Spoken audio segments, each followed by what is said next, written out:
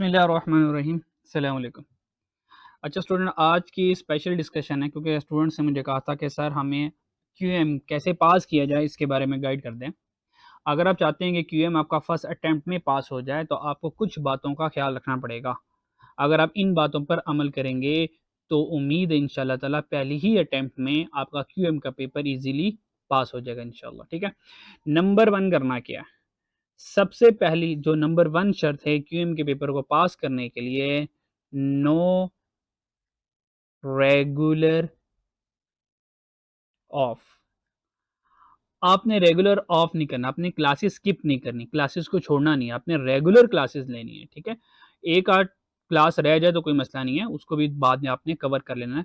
Number one, regular of नहीं करना, आपने क्लासेस रेगुलर मिस नहीं करनी।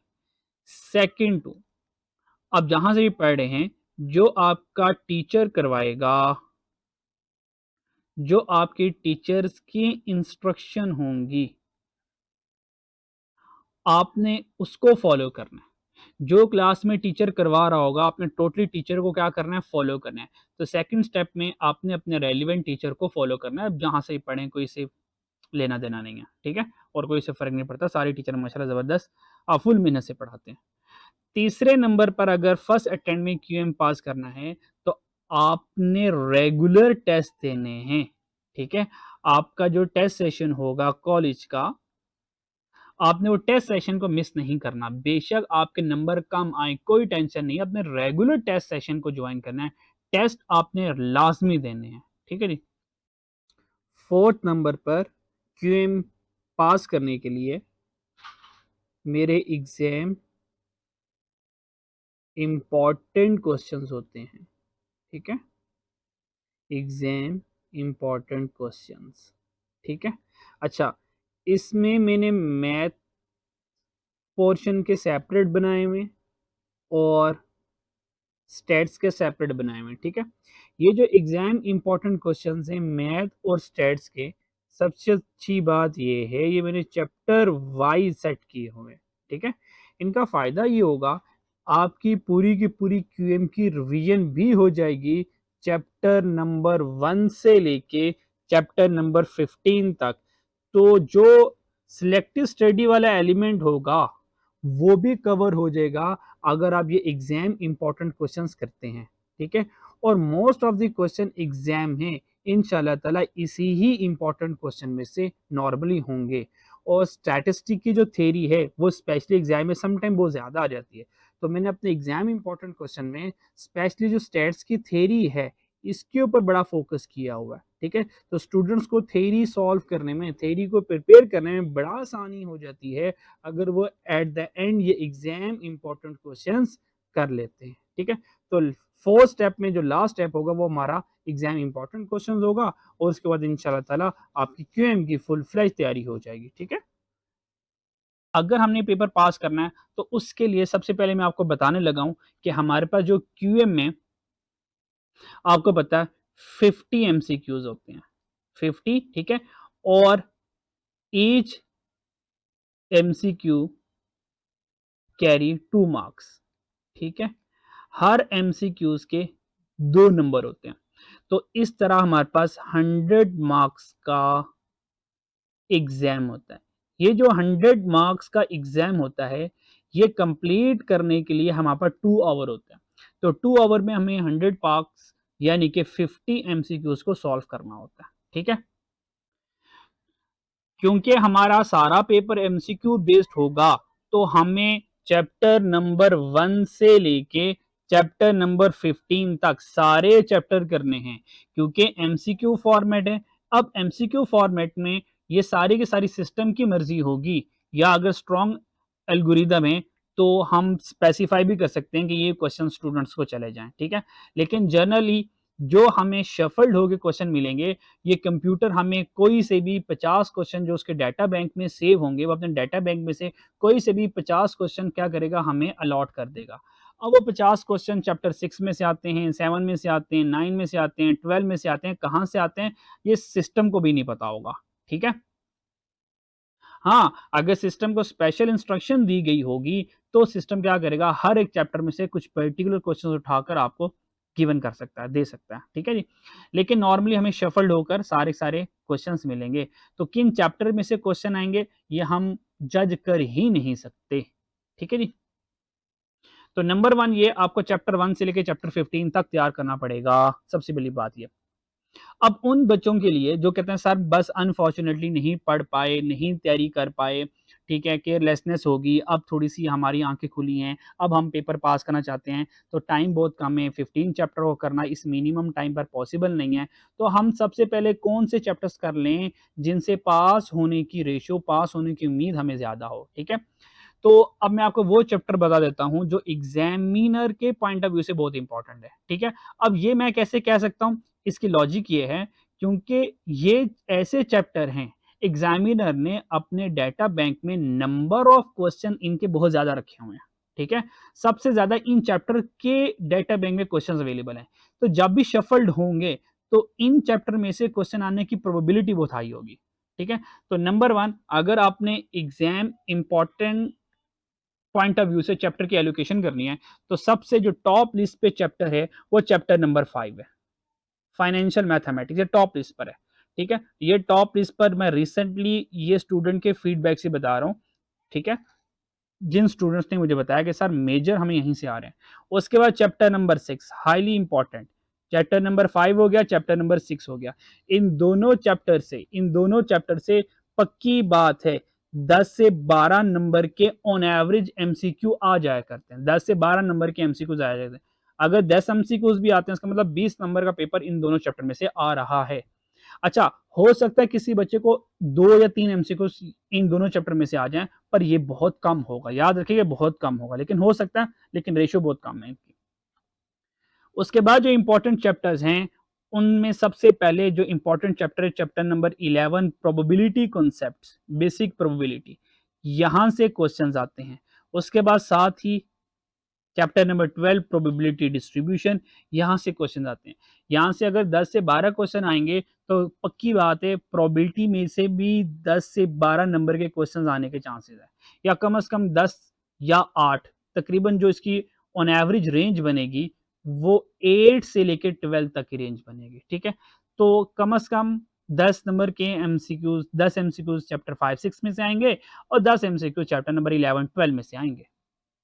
तो इसका मतलब अगर हम ये 4 चैप्टर कर लेते हैं तो 10-10 20 एमसीक्यूज का मतलब ये है कि हमारा 40 नंबर का पेपर इन 4 चैप्टर से 40 नंबर का पेपर कवर हो जाता है।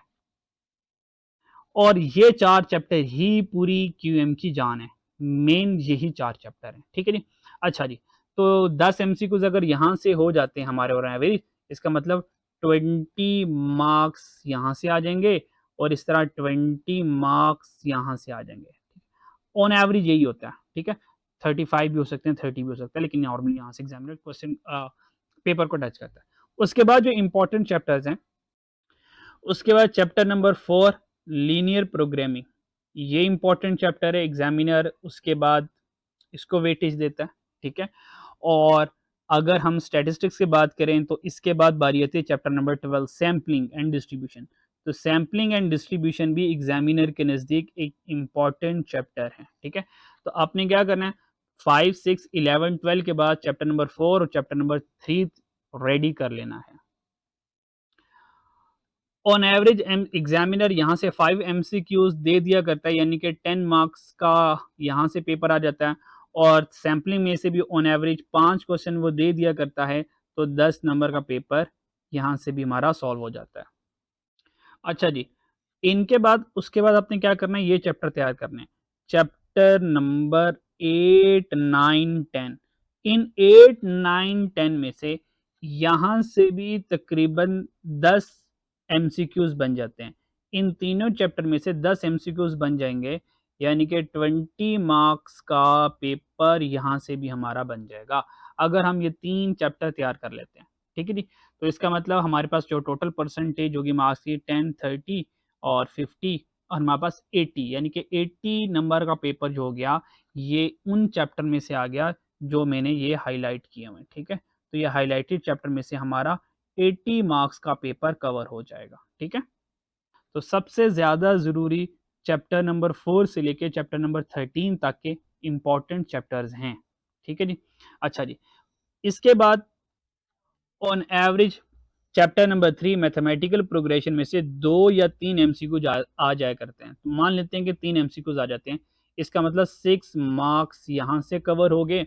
और चैप्टर नंबर 1 और 2 को अगर इन दोनों को मिला लें तो इन दोनों में से हमने कहा कि 2 एमसीक्यूज इन दोनों चैप्टर में से आ जाते हैं, इसका मतलब 4 मार्क्स यहाँ से आ गए, ठीक है।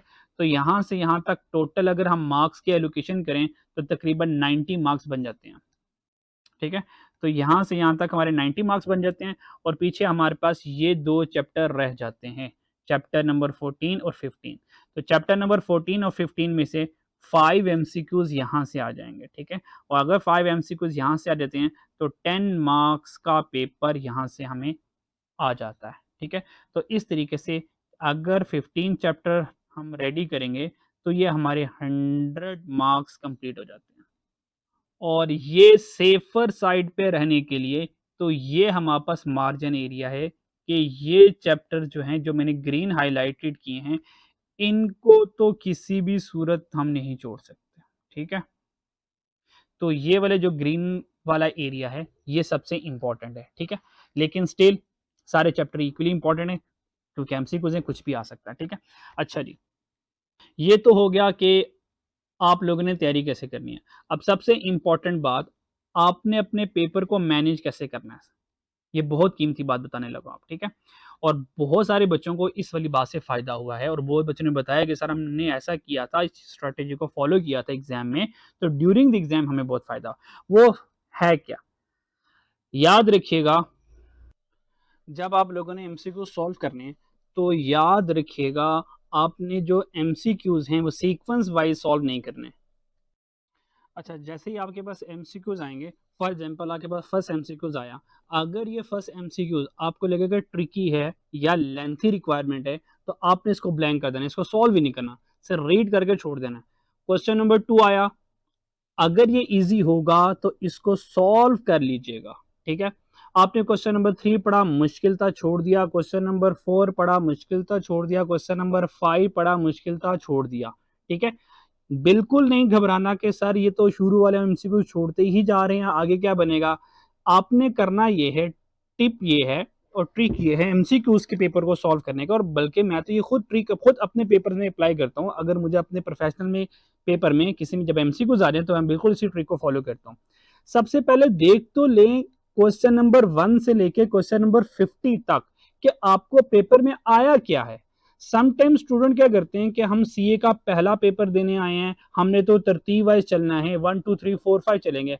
वो करते क्या हैं, अगर पहला वाला क्वेश्चन लेंथी आ गया, मुश्किल आ गया, वो पहला वाले क्वेश्चन में अच्छा खासा 5-10 मिनट लगा देंगे। दूसरा क्वेश्चन मुश्किल आ गया, 5-10 मिनट उधर लग जाएंगे। तीसरा मुश्किल आ गया, चौथा मुश्किल आ गया, पांचवा आसान, छठा मुश्किल, सातवां मुश्किल। तो होगा क्या, वो 10 एमसीक्यूज तक जब पहुंचेंगे ना, तकरीबन उनका 1 आवर गुजर चुका होगा, ठीक है। ये 10 एमसीक्यूज अगर मुश्किल आ गए, लेंथी आ गए, सोचने वाले आ गए, तो बच्चे इन 10 एमसीक्यूज में सारा टाइम जाया कर बैठेंगे और पीछे 40 एमसीक्यूज पड़े होंगे और 1 आवर रह जाएगा, हम पैनिक कर जाएंगे। उस पैनिक सिचुएशन में जो आसान एमसीक्यूज होंगे वो भी हमसे गलत होना शुरू हो जाएंगे, ठीक है। फिर हमें इतना कॉन्फिडेंस नहीं रहेगा कि 2+2 क्या होता है, हम वो 2+2 भी जुबानी नहीं करेंगे, वो भी कैलकुलेटर से पूछ लेंगे, बताएं भाई 4 आ रहा है कि नहीं आ रहा। तो ये सिचुएशन हो जाएगी अगर आपने शुरू वाले मुश्किल क्वेश्चन को हाथ डाला और तरतीब से पेपर करने की कोशिश की तो मारे जाएंगे। हाँ, आसान क्वेश्चन आ जाए फिर बिल्कुल तरतीब से चले। रिकमेंडेड ये है, आपने क्या करना है, आपने इस 1 आवर के 2 टुकड़े कर लेने, 2 हिस्से कर लेने, ठीक है। 1 आवर के, 2 आवर के, आपने पहले वाले आवर में, पहले 1 घंटे में आपने 1 से लेके 50 तक पूरे पेपर का राउंड लगा करना है। राउंड कैसे लगाना है, आई टेल यू। पहला सवाल आया, मुश्किल छोड़ दें, दूसरा आसान था कर लें, मुश्किल, चौथा मुश्किल, पांचवा मुश्किल, छठा मुश्किल, सातवां मुश्किल, आठवां आसान कर लें, नौवां आसान कर लें, 10वां आसान आया कर लें, 11 मुश्किल छोड़ दें, 12 मुश्किल छोड़ दें, 13वां आसान आया कर लें, 14 आसान आया कर लें, 15 आसान आया कर लें, 16 मुश्किल, 17 आसान आया कर लें, 18 आसान आया कर लें, 19 मुश्किल छोड़ दें, 20 मुश्किल, 21 मुश्किल, 22 मुश्किल छोड़ दें, 23 मुश्किल छोड़ दें, कोई मसला नहीं है, छोड़ दें, पैनिक नहीं करना। एक बार पहले 50 क्वेश्चन का राउंड तो लगा लें, हो सकता है आगे आसान क्वेश्चन की बम्बारमेंट हो, 19 देखा आसान, 20 आसान, 21 आसान, 22 आसान, 23 आसान, 24 मुश्किल छोड़ दिया, 25 मुश्किल छोड़ दिया, 26 आसान, 27 आसान, 28 आसान, 29 आसान, 30 आसान, मुश्किल मुश्किल। अब इस तरह आपने चलना है। जब आप ये कर लेंगे तो यकीन करें, बिलीव मी, 1 आवर में आप कम से कम 25 से ऊपर एमसीक्यू सॉल्व कर चुके होंगे। Above than 25 MCQs you will solve within the 1 hour. ठीक है, तो ये 1 घंटे में तकरीबन आपका पेपर पास हो जाएगा इन आसान आसान एमसीक्यूज को ही करके। ठीक है, अब जो पीछे रिमेनिंग 1 आवर बचेगा, फिर 1 आवर में तरतीब में क्वेश्चन नंबर 1 पर आए, अच्छे से सोचें इसका आंसर क्या आता है। अगर आता है तो ठीक है, नहीं आता तो कोई भी चारों ऑप्शन में से किसी एक ऑप्शन पे टिक करके, ठीक है, आगे मूव ऑन कर जाएं। और अगर आपको बिल्कुल डाउट हो तो क्या करें, इस एमसीक्यूज को फ्लैग कर दें। क्या कर दें? फ्लैग कर दें। लेकिन ऑप्शन को मार्क करने के बाद फ्लैग करना है। फ्लैग का मतलब ये होता है कि ये क्वेश्चन हाईलाइटेड हो जाएगा। ठीक है, ये इस तरीके से क्वेश्चन क्या हो जाएगा, फ्लैग हो जाएगा, हाईलाइटेड हो जाएगा। इसका मतलब ये है कि हमने क्वेश्चन में ऑप्शन तो सही कर लिया, लेकिन मैं वापस आकर दोबारा इसको रिव्यू करूंगा, तो रिव्यू में हमने इसको फ्लैग कर दिया। ठीक है जी, इस तरह क्वेश्चन नंबर 3 आपने पढ़ना है। ठीक है, इसकी ऑप्शन को टिक कर देना, 4 को टिक कर देना, 5 को पढ़ना टिक कर देना। यानी कि सेकंड राउंड में आपने सारे मुश्किल मुश्किल एमसीक्यूज को अच्छे से सॉल्व करना है, और जिन एमसीक्यूज में डाउट होगा उन एमसीक्यूज को आपने फ्लैग फ्लैग फ्लैग कर देना। ठीक है, और आपने आखिरी 15 मिनट बचा लेने हैं इन फ्लैग वाले एमसीक्यूज के ऊपर दोबारा रिव्यू करने का। ठीक है, तो सेकंड राउंड में क्या होगा, हम मुश्किल मुश्किल एमसीक्यूज को सॉल्व करेंगे तसल्ली से, क्योंकि 1 आवर में अगर मैं 25 से ऊपर निकल चुका हूं तो मैं कॉन्फिडेंट हूं, 50 से ऊपर मेरे नंबर आ चुके हैं। ठीक है, अब मैं रिलैक्स हूं। अब मैं रिलैक्स होकर जब मुश्किल क्वेश्चन में सोचूंगा, मुश्किल क्वेश्चन को सॉल्व करूंगा, तो मेरा माइंड मेरा साथ देगा। ठीक है, वो बातें भी सोचना शुरू कर देगा जो मैं शायद रिवाइज भी नहीं करके आया था, लेकिन क्लास में कभी हमने सुनी हुई थी। तो माइंड पूरा पूरा साथ देगा अगर आप उसको पैनिक सिचुएशन से निकाल देंगे। और ये पैनिक सिचुएशन से तब निकलेगा जब 1 आवर में सिर्फ 1 से लेकर 50 एमसीक्यूज का राउंड लगाएंगे, और उस राउंड में सिर्फ आसान आसान एमसीक्यूज को हम सॉल्व करेंगे, बाकी सबको छोड़ते जाएंगे। थेरी वाले एमसीक्यूज करेंगे और एक एक दो दो मिनट वाली, 1 मिनट वाली या 30 सेकंड वाली कैलकुलेशन, आसान आसान कैलकुलेशन करते चले जाएंगे। ठीक है, फिर देखिएगा आपका पेपर इजीली मैनेज हो जाएगा, और 2 आवर कंप्लीशन से पहले पहले ही आपके सारे के सारे 50 एमसीक्यूज हो चुके होंगे। और लास्ट में आखिरी बात, याद रखिएगा, एग्जाम से पहले कम से कम 4 घंटे की नींद बहुत जरूरी है। अगर आप 4 घंटे की नींद नहीं लेके जाएंगे तो यकीन करें एग्जाम में, ड्यूरिंग द एग्जाम, ये आपको प्रॉब्लम क्रिएट करेगा। ठीक है, it will be problematic for you if you don't take 4 hour sleep. ठीक है, तो 4 घंटे की कम से कम आपने नींद लेकर जाना है। कुछ रह गया छोड़ दें, कोई मसला नहीं है। फ्रेश माइंड से जाइएगा और अल्लाह से मदद मांगिएगा, दुआ करके जाइएगा। इंशाल्लाह ताला आप पेपर में बहुत अच्छा परफॉर्म करेंगे, और अल्लाह ने चाहते इंशाल्लाह आपका पेपर पास हो जाएगा। और लास्ट में, अगर आप लोगों ने फाइनल प्रैक्टिस करनी हुई क्यूएम की, तो क्यूएम की फाइनल प्रैक्टिस के लिए मेरे एग्जाम इंपॉर्टेंट क्वेश्चंस हैं। ठीक है, जो कि एग्जाम की प्रैक्टिस के लिए बहुत ही इंपॉर्टेंट है। मैथ के भी हैं और स्टैट्स के भी हैं, और ये चैप्टर वाइज है। सबसे बड़ी बात ये है, चैप्टर वाइज है। इससे आपकी फुल फ्लैज क्यूएम की एग्जाम रिवीजन भी हो जाएगी, और इसकी सारी की सारी डिस्कशन आपको यूट्यूब से मिल भी जाएगी। ठीक है, उससे आपको काफ़ी फायदा होगा क्यूएम के पेपर को सॉल्व करने का। ठीक है, और अगर आपको ये इंपॉर्टेंट क्वेश्चंस का डॉक्यूमेंट चाहिए होगा, पीडीएफ चाहिए होगा, तो मुझे इस नंबर पर 03214554 927 पर सिर्फ व्हाट्सएप कीजिएगा। ठीक है, व्हाट्सएप कर दीजिएगा, तो मैं आपसे डॉक्यूमेंट शेयर कर दूंगा एग्जाम इंपॉर्टेंट क्वेश्चन वाला, जो कि इंशाल्लाह ताला आपको पास करने में बहुत ज़्यादा हेल्प करेगा। अपना ख्याल रखिएगा, और अल्लाह ताला आपको सारे इम्तिहानों में, दुनिया में भी और आखिरत के इम्तिहानों में भी कामयाबी अता फरमाए। अपना ख्याल रखिएगा। अल्लाह हाफ़िज़।